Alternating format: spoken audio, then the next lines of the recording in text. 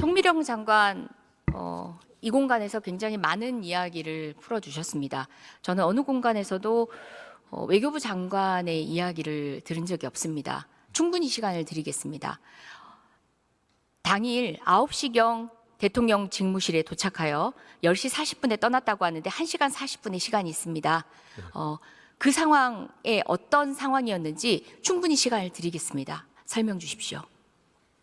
시간이 충분할지 잘 모르겠습니다만 간략히 말씀드리면 9시쯤 8시 50분쯤 도착해서 한 9시쯤 집무실로 안내받아 들어가서 보니까 너댓 분의 국무위원님이 미리 와 계셨고요.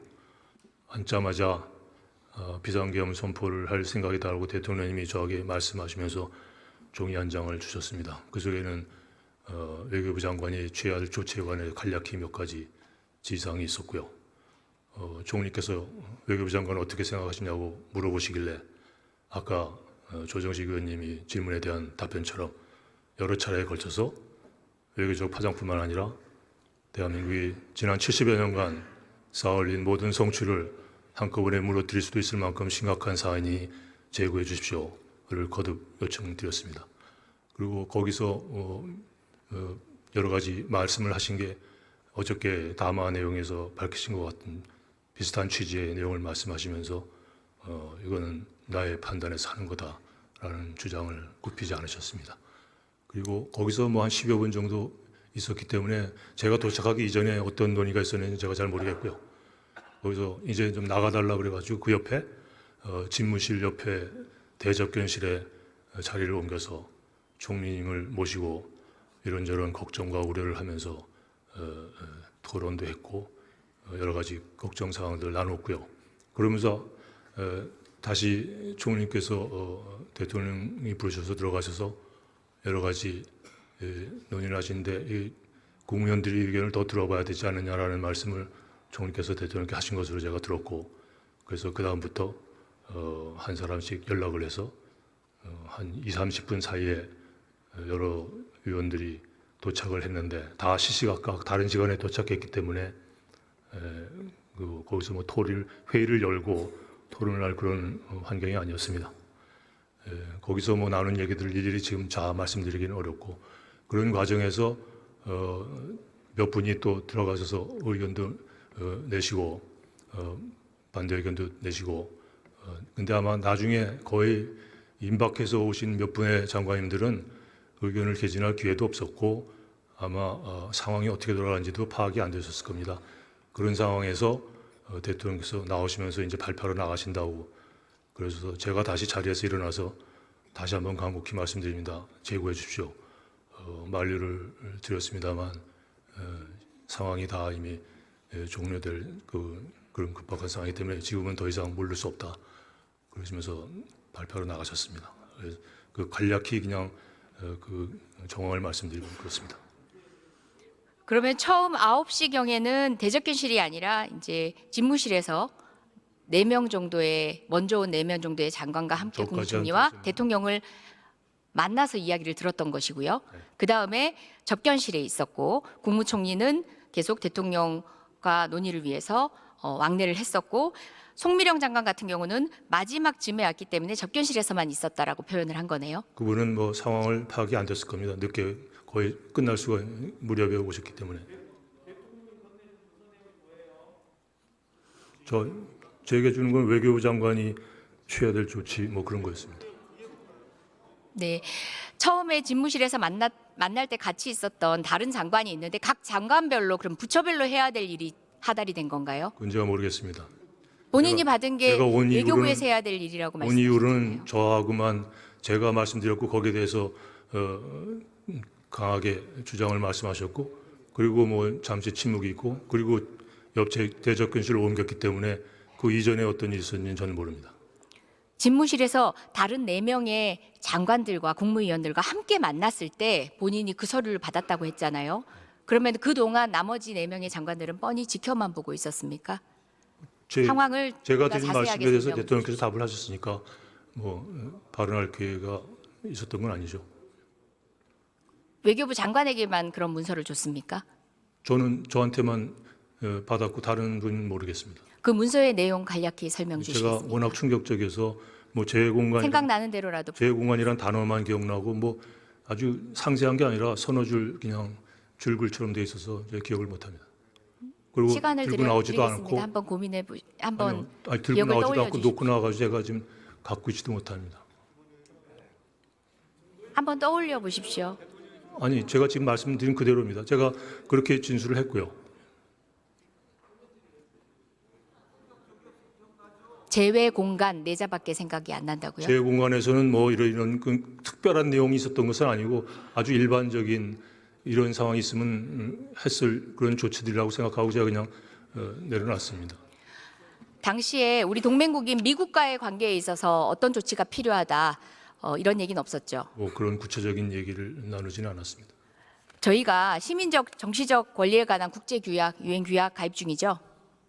네, 관련 규약에 따르면은 국가 존립 위협하는 공공 사태에 예외적 그러니까 본 규정상 규약의 의무를 이탈한 조치를 할 수 있다. 그러나 그 이탈한 규정 그 이유를 유엔 사무총장을 통해서 다른 당사국에 즉시 통지한다라는 규정이 있는 거 알고 있습니까? 모릅니다. 모르셨어요? 네. 사전에는 즉시 통지, 사후 통지까지 있습니다. 해제했을 때. 그리고 외교장관이- 보고서까지 쓰셔야 됩니다. 그 지금 외교장관이 모든 협약의 관련 규정을 다 받고 있지는 못합니다. 제가 지금 외교 부처에 질문한 것도 4, 5일이 된 것 같습니다. 그간에 그러면 장관님은 이런 절차를 이행하지 않고 있다는 것도 모르고 실무진에서 그렇게 성의 없는 답변들만 남발한 건가요? 전 오늘 이 자리에서 처음 듣습니까? 어떤 생각 드십니까?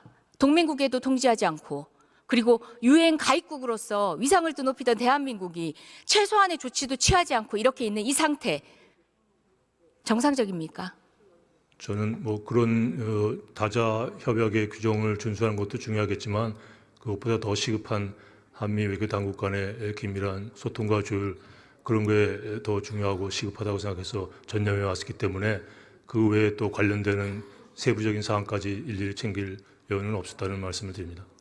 지금 각 국무위원들 이야기를 들어보면 대통령은 뭐 얼굴이 벌개지고 화가 나고 하면은 어떤 국무위원들의 조력을 듣지 않는다 이런 분위기를 저희가 느끼고 있습니다.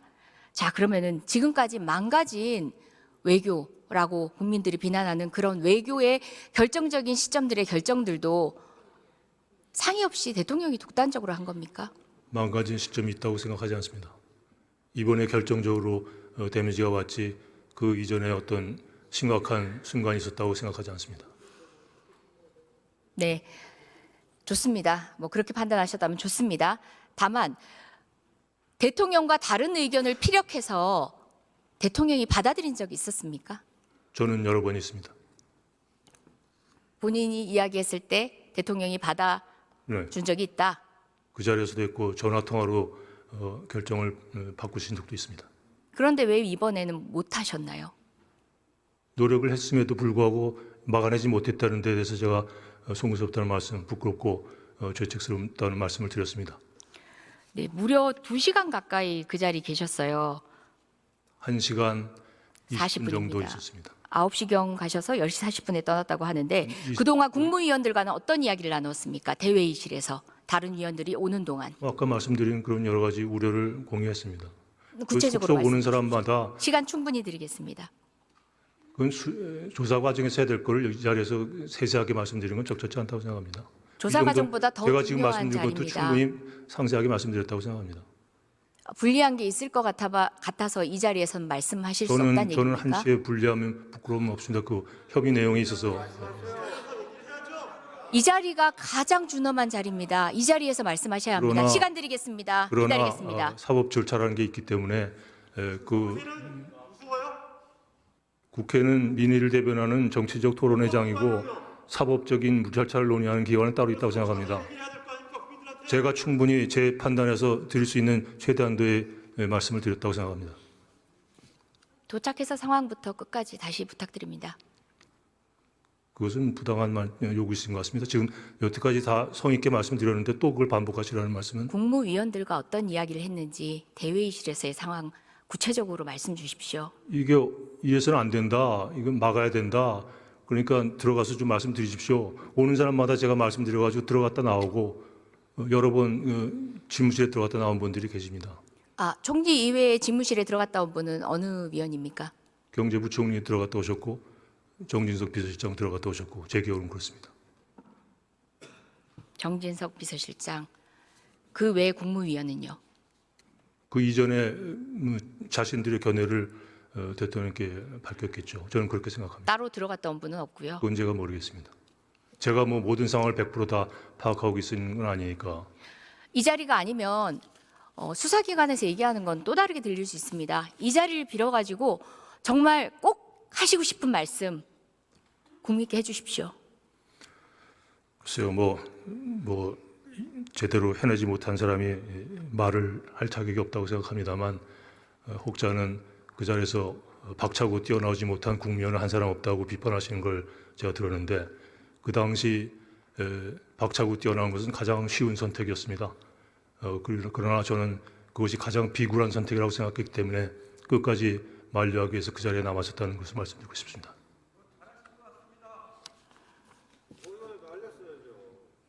들어가십시오.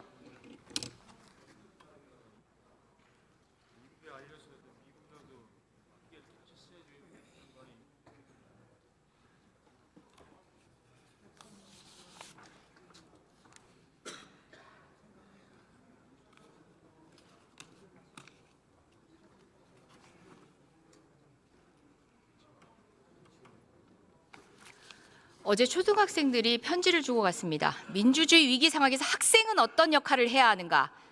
학생들은 문제가 있는 상황에 직접 집회를 나가보겠다. 정치와 관련해서 정보를 찾아보고 무엇이 위법이고 불법인지 직접 판단하고 행동하겠다라고 했습니다.